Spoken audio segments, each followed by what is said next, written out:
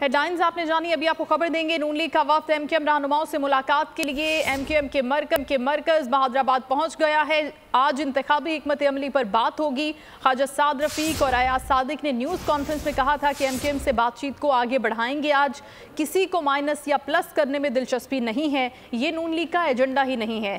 लीगी वफ्द की पीपी रहनुमा खुर्शीद शाह से भी मुलाकात हुई है। डिटेल्स हम लेते हैं। बोल न्यूज़ के नुमाइंदा वजाहत आबदी हमारे साथ हैं। जी वजाहत, बताइएगा।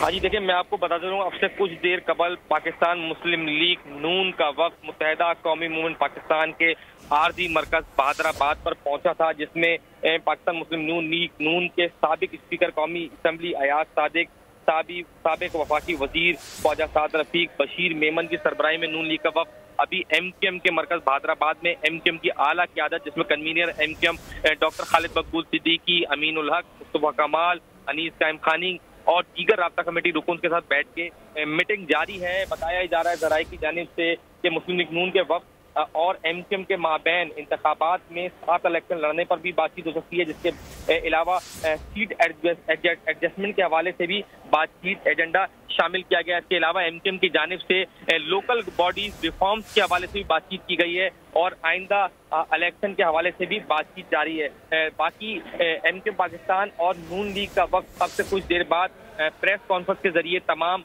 चीजों से भी आगाह करेगा। जी बहुत शुक्रिया आपका। वजाहिद आबदी हमें अपडेट कर रहे थे कि यहाँ पर पहुँच चुका है मुस्लिम लीग नून का वफ्द एमक्यूएम के मरकज़ बहादुराबाद में। मुलाकात शुरू भी हो चुकी है। इलेक्शंस की हिकमत अमली पर बात होगी। ये जो इत्तेहाद बनने जा रहा है आइंदा होने वाले इलेक्शन में, इस हवाले से गुफ्तगू की जाएगी। और ये भी मुस्लिम लीग नून का कहना है कि किसी को माइनस या प्लस करने में कोई दिलचस्पी नहीं। सब्सक्राइब करें और बेल दबाएं ताकि कोई खबर रह न जाए।